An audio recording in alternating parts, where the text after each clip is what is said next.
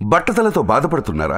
ఆధునితనమైన పద్ధతిలో hair transplantation చేయబడును. Face clinic, Hyderabad. Mudragada Padmanabham లాంటి వ్యక్తి పవన్ కళ్యాణ్ మీద చేస్తుంటుంటే, ఒక ముద్రగడ పద్మనాభం కాదు, ఇటు హరిరామజోగి గారు ఒక కాపు సామాజిక వర్గానికి ఈ సమయంలో అండగా నిలవాల్సినటువంటి ఇద్దరు కాపు సామాజిక వర్గ పెద్దలు పవన్ కళ్యాణ్ దూరం పెట్టడం వెనుక, పవన్ కళ్యాణ్ మీద రివర్స్ అవ్వటం వెనుక కారణం ఏంటనుకుంటున్నారు?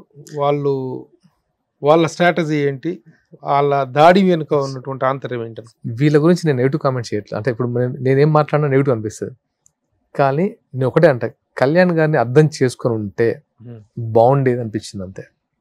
ఆయన దేనికోసం చేస్తున్నాడు, మనం ఏం సాక్రిఫైస్ చేయాలి, అందరికీ అన్ని కావాలంటే కుదరదు సార్. కొన్ని సాక్రిఫైస్ చేస్తేనే కొందరు ముందుకెళ్తారు. ఇప్పుడు కూటమికి మద్దతు పలకటం, ఇప్పుడు రాజమండ్రిలో జైల్లో పరామర్శించడానికి వెళ్ళినటువంటి వ్యక్తి బయటికి వచ్చి రాగానే కూటమిని ప్రకటించడం అనేటువంటి దాని మీద బాగా విమర్శ. అంటే చంద్రబాబు గారి అరెస్ట్ ని ఆయన తీసుకున్న విధానము, అంటే ఈ రాష్ట్రంలో పరిపాలన ఎలాగుంది, ఎలాంటి అంటే మాట్లాడితే నోరు నొక్కేయడము, అవన్నీ ఆయన చూశారు సార్.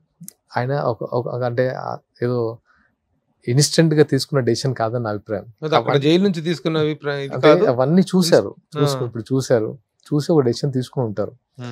దానికి తప్పట్టాల్సింది అవసరం లేదు. తన డెసిషన్ అది.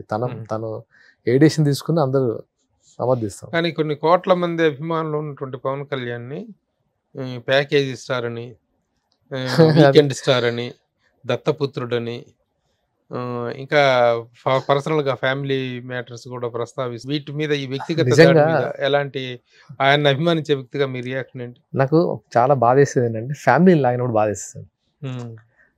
అంటే నీకు పాలసీల గురించి మాట్లాడరా బాబు అంటే ఫ్యామిలీలు అవుతారు. ఎందుకంటే పాలసీలు మాట్లాడే దాని దగ్గర ఆన్సర్ లేదు కాబట్టి ఏదో ఒకటి మాట్లాడాలి కాబట్టి ఫ్యామిలీ వరకు వస్తారు.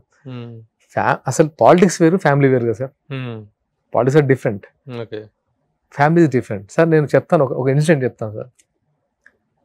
చిన్నప్పటి నుంచి చూశాను సార్. నక్సలైట్ల మధ్య పోలీసుల మధ్య, పోలీసులు కోసం నక్సలైట్లు మందుపాతలు పెట్టి చాలా చేశారు. అప్పుడు బాధపడ్డాం. నక్సలైట్లను రోడ్ల మీద చంపినప్పుడు బాధపడ్డాం. కానీ ఏ రోజు వాళ్ళు ధర్మం తప్పలేదు సార్. ఫ్యామిలీ జోలికి రాలేదు. అంటే అక్కడ జరిగింది ఏంటి సార్? ధర్మ యుద్ధం. ఏ రోజు పోలీస్ ఫ్యామిలీల వైఫ్స్ వాళ్ళకి వెళ్ళి, మదర్ మీదకి వెళ్ళి అటాక్ చేయలేదు ఎప్పుడు ఏ కమ్యూనిజం. పోలీస్ వాళ్ళు కూడా సేమ్ టైం వెళ్ళి హస్బెండ్ దొరకపోతే వైఫ్ ని తీసుకెళ్లి అరెస్ట్ చేసిన రోజు లేవు సార్. మాటలు కూడా మాట్లాడలేదు అసలు యాక్చువల్గా.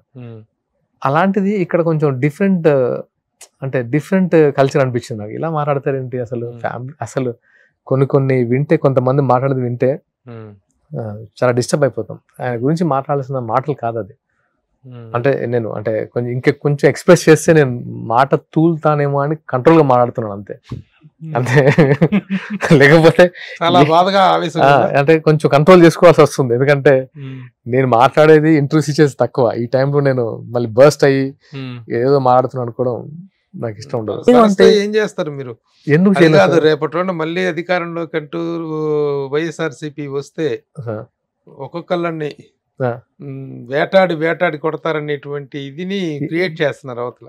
సార్ ఏం జరగదు సార్. అది నిజంగా అక్కడ ఉండేది అది కాదు.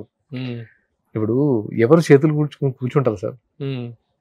తెగించిన వాడికి అసలు కళ్యాణ్ గారు అనే అతను తెగించిన అతను. ఆయన చేతులు ముడుచుకొని కూర్చుంటానని ఎప్పుడు అనుకోను. సుమన్ టీవీలో మీ పర్సనల్ అండ్ బిజినెస్ ప్రమోషన్స్ కోసం కింది నెంబర్ కి కాంటాక్ట్ చేయండి.